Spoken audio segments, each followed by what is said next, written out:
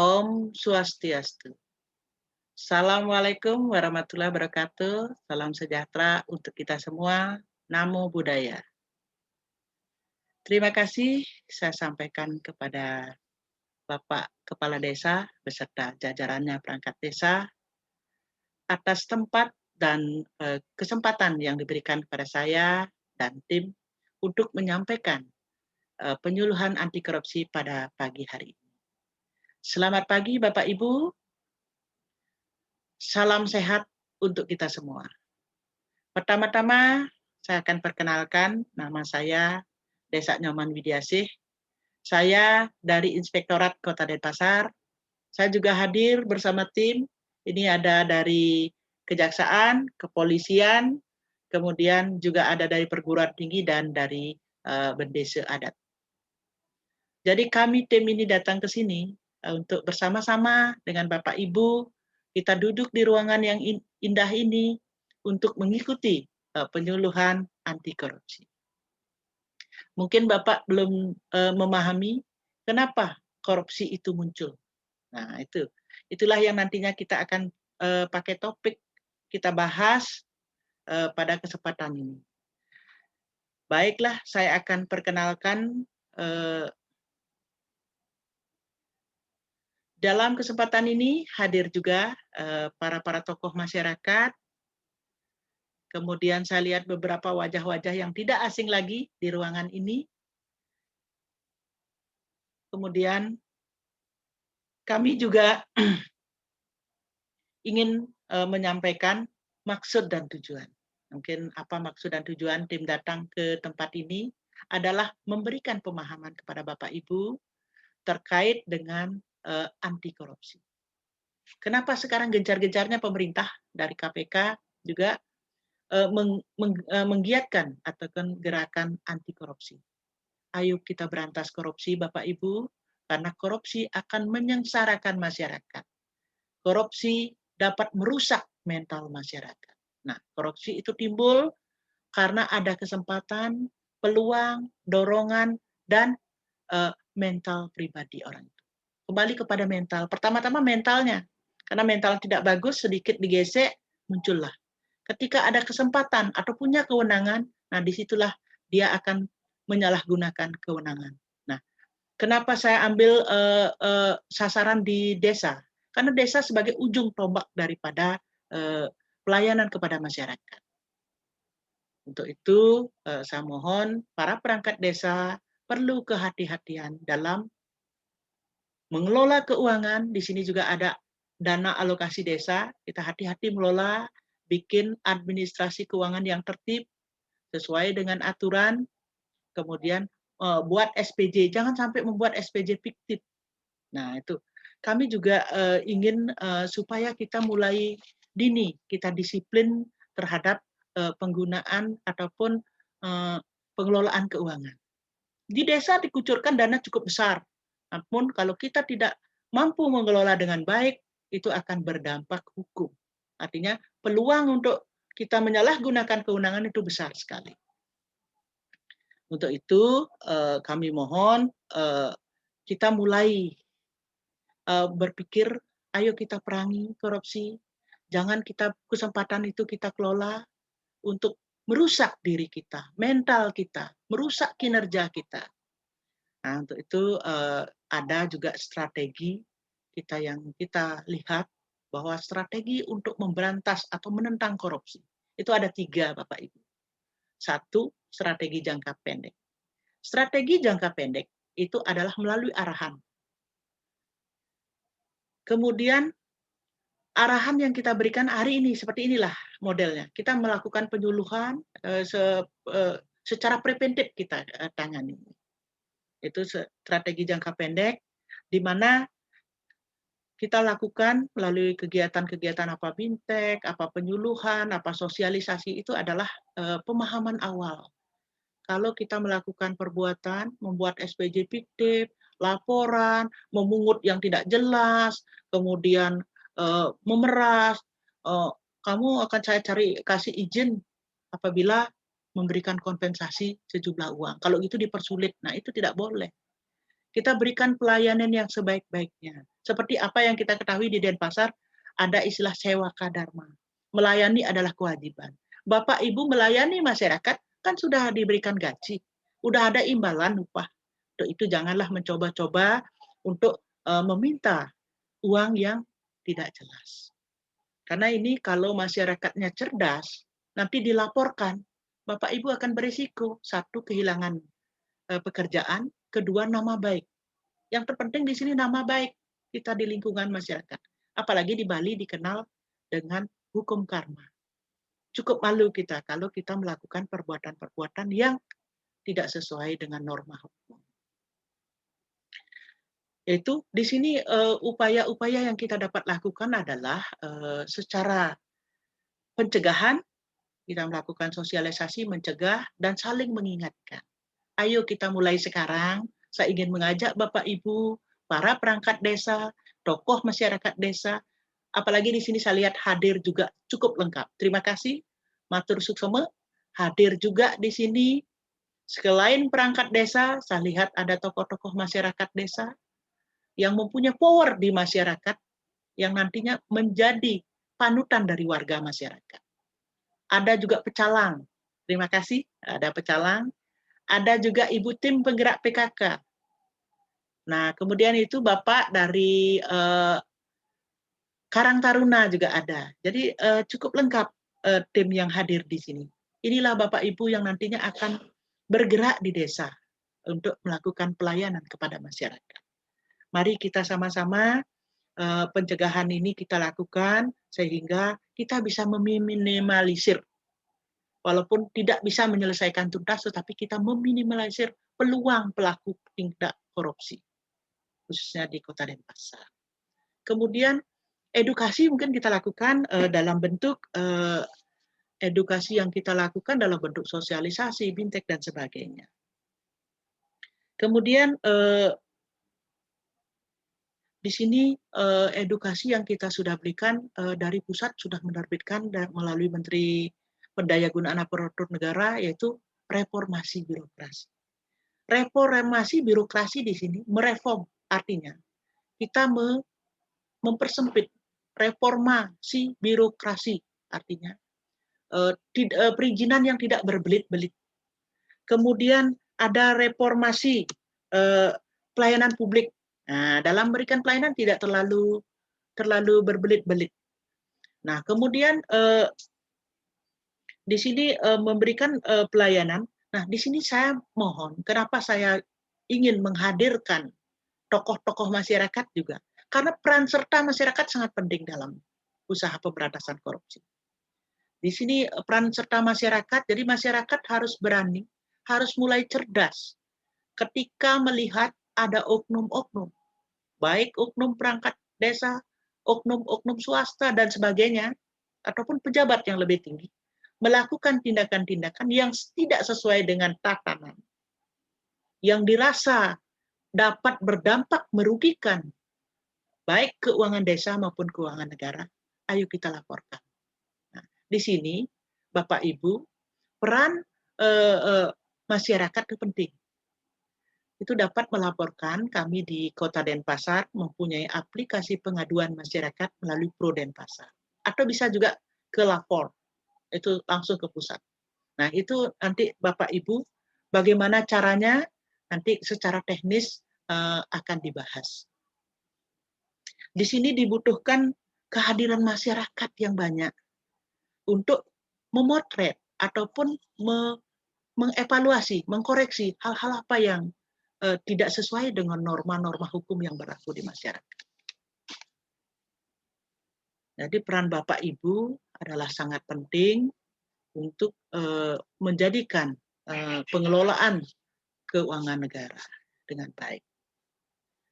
Kemudian strategi jangka menengah, itu strategi kedua, kita bisa lihat strategi jangka menengah, berupa perbaikan sistem dan menutup celah-celah untuk melakukan korupsi.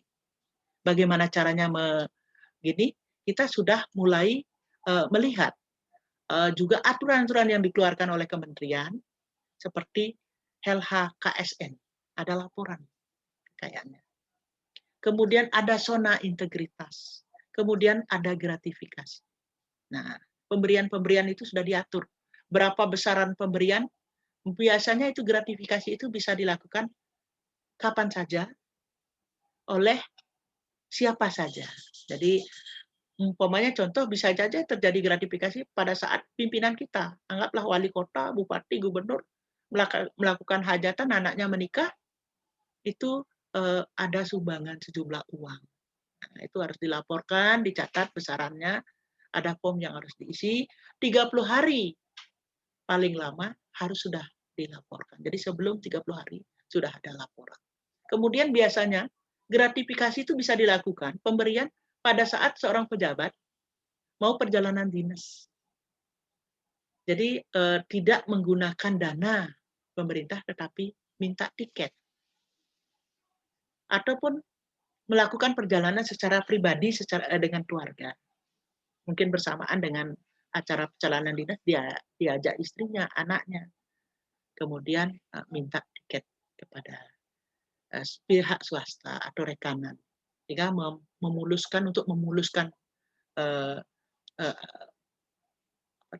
untuk memuluskan apabila pihak ketiga rekanan itu mengadakan lelang dan sebagainya. Kemudian mungkin minta tiket-tiket hiburan dan sebagainya, hotel dan sebagainya. Itu bentuk-bentuk gratifikasi yang kemungkinan muncul dan lain-lain. Karena tujuan akhir usaha mencegah korupsi, Bapak Ibu ketahui, tujuan akhir mencegah korupsi adalah bukan untuk semua menangkap seluruh ataupun sebanyak-banyaknya pelaku tindak pidana korupsi melalui UTT, akan tetapi lebih meminimalisir atau menekan titik minimal untuk potensi peluang terjadinya tindak pidana korupsi. Jadi menekan, bukan kita bangga banyak yang ditangkap, justru banyak ditangkap itu merupakan satu kelemahan kita juga. Makanya sekarang supaya tidak ditangkap, mari kita cegah di awal. Kita tentang korupsi itu. Seorang perangkat desa, seorang kepala desa, maupun tokoh-tokoh besar berani menegur, berani menasehati, berani menyadarkan, berani meyakinkan bahwa itu perbuatannya salah. Bimbing dia, ajak bicara, jangan melakukan hal ini.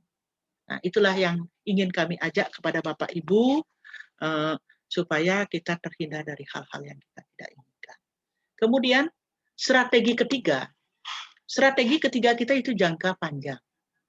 Strategi jangka panjang dengan mengubah budaya. Nah, bagaimana cara mengubah budaya? Karena sudah kebiasaan dia nyaman, pada zona nyaman, sudah melakukan korupsi. Yaitu membangun budaya kejujuran. Mungkin di sini, di Denpasar, sudah mulai ada warung-warung kejujuran mungkin di sekolah. Belanja dengan tanpa ada dagangnya, ngambil barang, naruh uang. Nah, itu udah berjalan. Di sekolah-sekolah itu sudah dilakukan dan sudah dipantau. Kemudian membangun kejujuran penting. Karena kalau kita melakukan perbuatan, ya, itu kembali kepada mental masyarakat.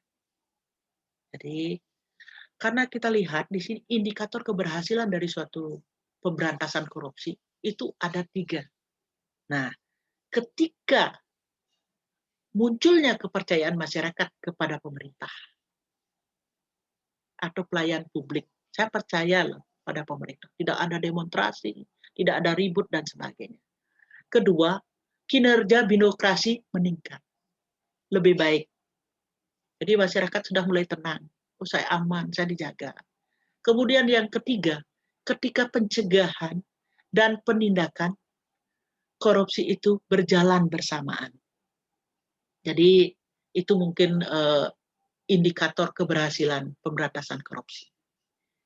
Karena kalau kita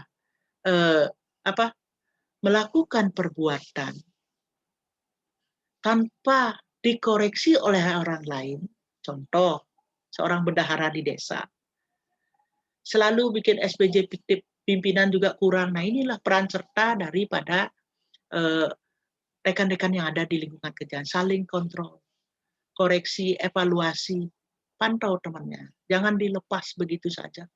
Pak Kepala Desa, saya harapkan perlu kehati-hatian, karena mungkin kalau kita tidak cek, begitu diserahkan, disodorkan SBJ, ditanda tangan.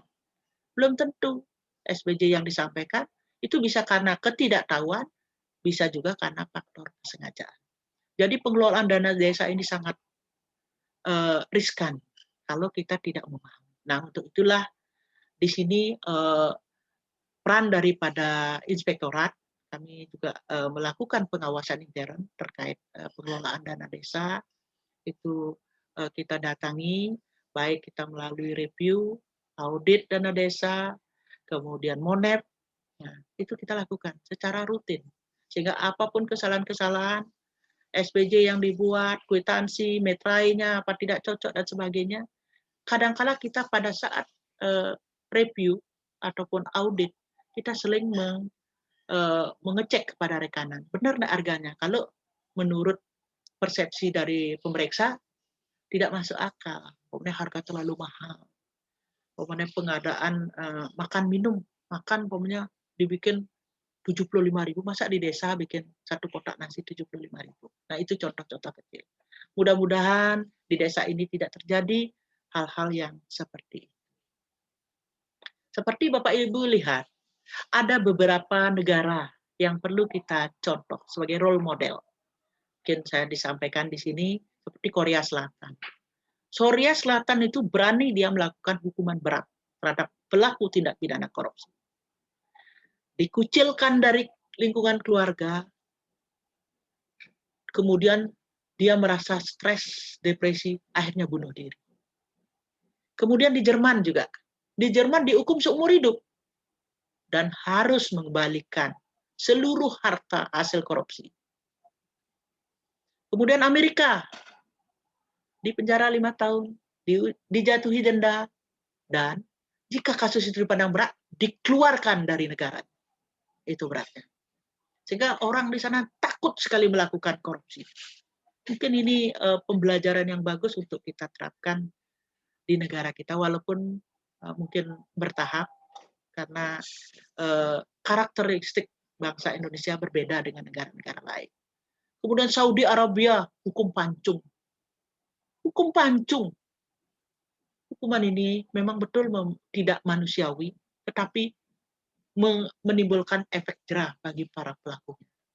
Pejabat tersebut takut melakukan suatu perbuatan tindak pidana korupsi. Malaysia, hukuman gantung. Kemudian Singapura, hukum mati terhadap semua kejahatan yang dilakukan.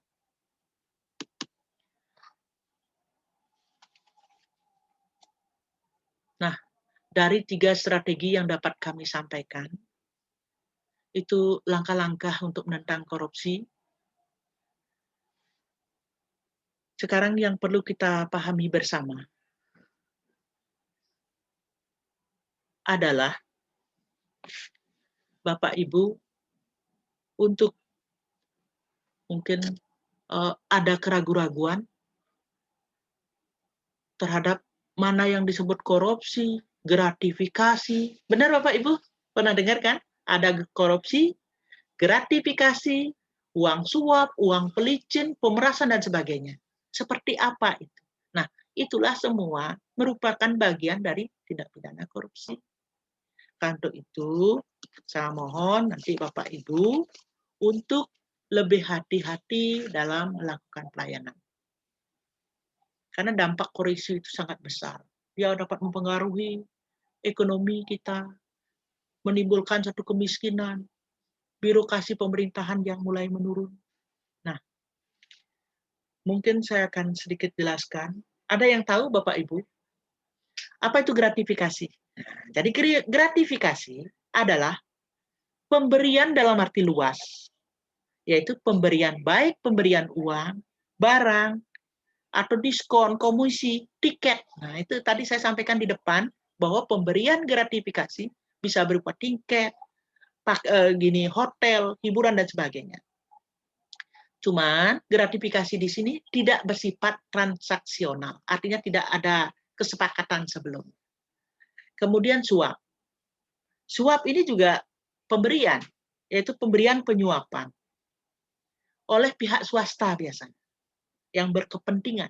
Jadi swasta, baik berupa barang, uang, atau bentuk lainnya, dengan tujuan mempengaruhi pengambilan keputusan. Contoh, suap. Supaya umpamanya izinnya cepat keluar. Dia ingin membangun hotel di Kota Denpasar, biar izinnya cepat keluar, suap aja Bapak itu. Dikasih uang. Ada perjanjian. Nah, yang tadi tidak transaksional. Kalau suap transaksional. Kalau Bapak bisa menerbitkan izinnya seminggu, mungkin nanti saya akan berikan Bapak sesuatu. Baik berupa uang, barang, dan sebagainya. Kemudian uang pelicin. Nah, ini tipis-tipis perbedaan. Kalau uang pelicin juga pemberian juga, sejenis pemberian oleh pelaku bisnis. Nah, contohnya, dia juga untuk mempercepat proses pelayanan. Umpamanya dia akan membangun restoran di Kuta, Bali. Dia cari siapa power penentu. Umpamanya dia hubungin bupatinya, sekdanya, ataupun siapa, kepala dinas pariwisata dan sebagainya. Kemudian dia mendekati, dia memulai hubungan yang baik. Kemudian ketika itu dia berikan sejumlah uang ataupun barang. Kemudian pemerasan. Nah, ini pemerasan ini ya namanya pemerasan diikuti oleh faktor pengancaman. Jadi kalau tidak dikasih diancam. Itu biasanya dilakukan karena korporasi perlu pelayanan. Diperas dia. Nah, di sini juga banyak berkembang premanisme. Itu juga sekarang mulai ditertibkan, biasanya dia melakukan pemerasan kepada penduduk-penduduk pendatang. Kemudian kepada pengusaha-pengusaha. Nah, itu. Sekarang sudah ditertibkan, diambil tindakan tegas oleh Kapolda Bali, sehingga premanisme yang dulu berkembang dan menjamur di Kota Denpasar sudah mulai menghilang, karena memang betul-betul sudah diambil sanksi yang tegas. Kemudian selanjutnya pungli. Pungli itu juga pungutan yang dilakukan tanpa dilandasi dasar hukum. Seperti saya sampaikan, bahwa pungli itu adalah pungutan liar. Itu sudah diatur oleh Perpres 87 tahun 2016 terkait dengan sambar pungli. Jadi sepanjang tidak ada payung hukum, itu tidak boleh melakukan pungutan-pungutan dalam bentuk apapun. Demikian yang dapat saya sampaikan Bapak Ibu, mungkin secara garis besarnya terkait dengan penyuluhan hari ini. Selanjutnya saya akan berikan, mungkin supaya kita interaktif di sini, saya akan berikan kesempatan kepada Bapak Ibu, mungkin ada yang hal-hal yang perlu kita sharingkan, kita sharing di sini. Sehingga apa yang menjadi keraguan-raguan Bapak Ibu menjadi lebih memahami tentang hal itu. Ya, silakan Bapak Ibu, ada yang mau bertanya, silakan. Saya berikan kesempatan, mungkin Bapak Ibu mau bertanya, silakan Pak. Nah, ini mungkin Pak Budi Setiawan ya. Silakan Pak Budi, kalau memang ada yang mau di-sharingkan atau ditanyakan atau saran, boleh. Silakan Pak Budi. Om Swastiastu Ibu. Iya. Mohon izin Ibu Desa, saya Bapak Budi Setiawan selaku perangkat desa di Desa Sanur Kauh. Nah, di sini saya sudah menyimak terkait dengan pemaparan dan penjelasan terkait korupsi dari Ibu Desa. Namun saya di sini masih kurang paham terkait dengan perbedaan dari gratifikasi serta suap itu sendiri, Ibu. Kadang kita sebagai perangkat desa sangat takut ketika kita bertindak, karena kita takut apakah yang kita lakukan sudah sesuai atau belum, apakah ini termasuk tindak korupsi atau belum. Mohon mungkin bisa diberikan penjelasan yang lebih nyata atau contoh juga yang lebih sering terjadi di lingkungan desa, Bu, sehingga kita sebagai perangkat desa dapat bekerja dengan tenang memberikan pelayanan kepada masyarakat. Karena jujur saya sangat takut dalam memberikan Oke, pelayanan terima kasih. apabila terkait dengan korupsi, Bu, seperti itu. Terima kasih. Ya, terima kasih Pak Budi Setiawan atas pertanyaannya. Bagus sekali. Jadi betul-betul tadi saya sudah mulai menyentuh sedikit apa itu gratifikasi, apa itu suap.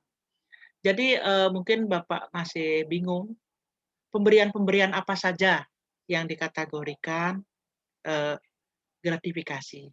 Tadi mungkin saya sudah jelaskan supaya Bapak tidak bingung. Pemberian gratifikasi itu tidak semua pemberian dikategorikan gratifikasi. Ingat itu. Jadi pemberian yang ada konteksnya dengan hubungan tugas kerjanya. Jadi kapasitas mungkin Pak Budi sebagai perangkat desa itu diberikan hadiah sepanjang itu nilainya tidak kecil atau tidak besar, atau Pak Budi meminta sejumlah yang ditentukan, itu baru gratifikasi. Jadi pemberian itu baik berupa uang ataupun barang yang diminta yang diberikan kepada Bapak itu sifatnya tidak transaksional. Artinya Bapak mau kasih dia mau ngasih ke Bapak boleh. Kalau tidak apa-apa. Jadi tidak ada kesepakatan sebelumnya. Itu. Kemudian yang kedua tadi terkait dengan suap. Suap ya Pak Ari ya. Nah, terkait dengan suap yang tadi disampaikan bahwa penyuapan itu contohnya yang diberikan untuk suap, contohnya saya sudah singgung tadi untuk mempengaruhi pengambilan keputusan. Itu transaksional itu. Itu bedanya antara gratifikasi dengan suap. Kalau gratifikasi tidak transaksional, kalau suap transaksional. Jadi contoh yang Bapak lakukan, Bapak mungkin bisa lihat di desa dalam memberikan pelayanan kepada masyarakat desa, itu suap itu umpamanya pengambilan keputusan di desa itu minta rekomendasi bisa enggak dibangun bengkel. Padahal kawasan peruntukan di desa itu tidak bisa dibangun bengkel atau pompa bensin deh. Karena itu kan ada kawasan-kawasan tertentu. Nah, di kawasan pemukiman yang padat, apa bisa membangun bengkel? Nah, karena Bapak di sana harus memberikan rekomendasi awal, layak atau tidaknya dibangun bengkel, nah di situ keputusan Bapak dipengaruhi, karena Bapak disuap. Gitu. Nanti saya kasih sejumlah uang, tolong deh terbitkan rekomendasi ataupun izin tempat usaha di sini. Nah, itu contohnya. Kemudian masalah gratifikasi. Itu gratifikasi pemberian pada saat umpamanya Bapak anaknya ulang tahun. Itu diberikan uang atau cincin yang nilainya sangat, cincin emas. Itu gratifikasi. Gratifikasi itu ada nilainya. Nilainya yang cukup besar itu ada ketentuan di dalam gratifikasi itu sebesar sejumlah uang yang dikatakan di atas 200 juta baru masuk gratifikasi. Kalau pemberian-pemberian yang kecil-kecil, mungkin pemberian kue itu sepanjang itu dilakukan dengan ikhlas, umpamanya di kantor dibawain karena Bapak Ibu atau Pak Ari sudah memberikan atau Pak Budi sudah memberikan pelayanan yang bagus, jadi masyarakat yang dilayani merasa puas dan timbullah niat untuk mengucapkan terima kasih. Itu tidak masalah. Kalau ini diberikan oleh kue ataupun permen dan sebagainya. Mungkin itu yang dapat saya sampaikan. Mudah-mudahan bisa diterima. Yang lain ada yang perlu dipertanyakan? Ya, kalau memang tidak ada, saya akan akhiri pertemuan sesi pertama ini. nanti akan dilanjutkan oleh narasumber yang lainnya. Demikian yang dapat saya sampaikan materi penyuluhan hari ini. Selanjutnya, saya berikan kesempatan untuk menyampaikan pertanyaan terakhir kalau ada. Ya, kalau memang tidak ada, saya akan akhiri dan saya akan simpulkan mengenai materi penyuluhan yang saya sampaikan di sesi pertama ini adalah bahwa korupsi adalah perbuatan seseorang yang melawan hukum, melakukan perbuatan dan memperkaya diri sendiri dan dapat merugikan keuangan negara. Mungkin di desa, keuangan desa mungkin akan dirugikan kalau memang itu menggelapkan uang dana desa. Jadi desa yang akan dirugikan.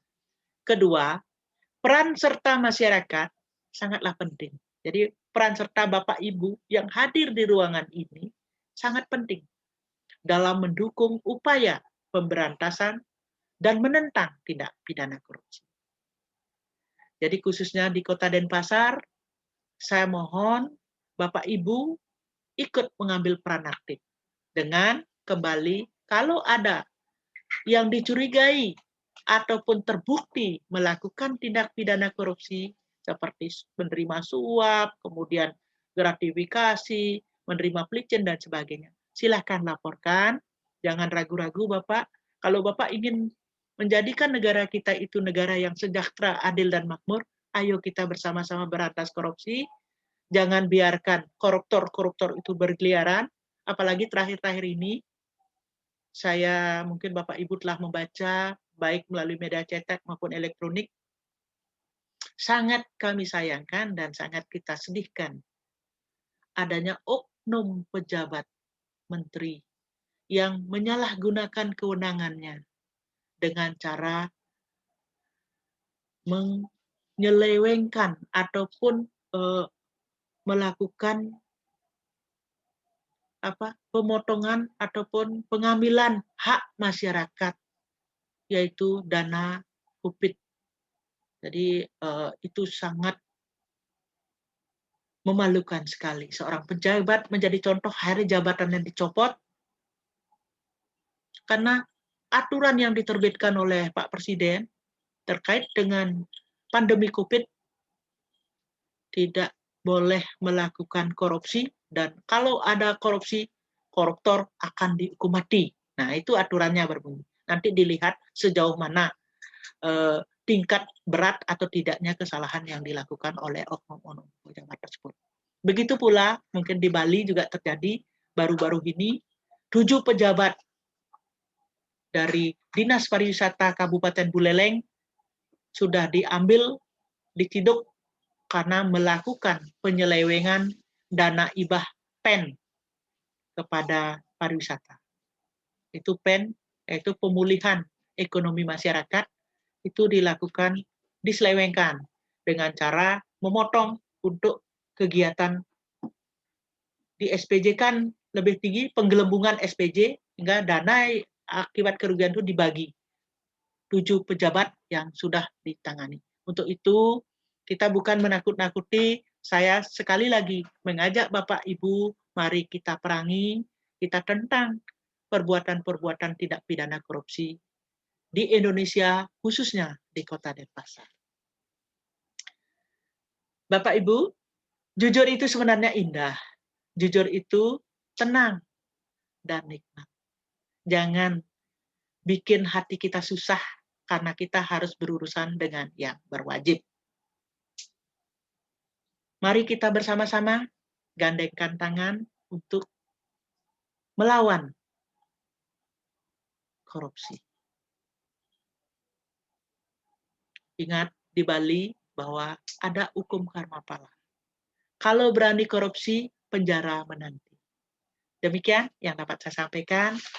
Apabila dalam penyampaian saya ada hal-hal yang kurang berkenan, saya atas nama pribadi dan tim mohon maaf yang sebesar-besarnya atas kebersamaan Bapak Ibu dari tadi sampai hari ini, sampai siang hari ini. Saya ucapkan banyak-banyak terima kasih dan mohon maaf apabila ada yang kurang berkenan. Akhirnya, saya akhiri dengan Pramo Santi, Om Santi Santi Om. Matur suksema,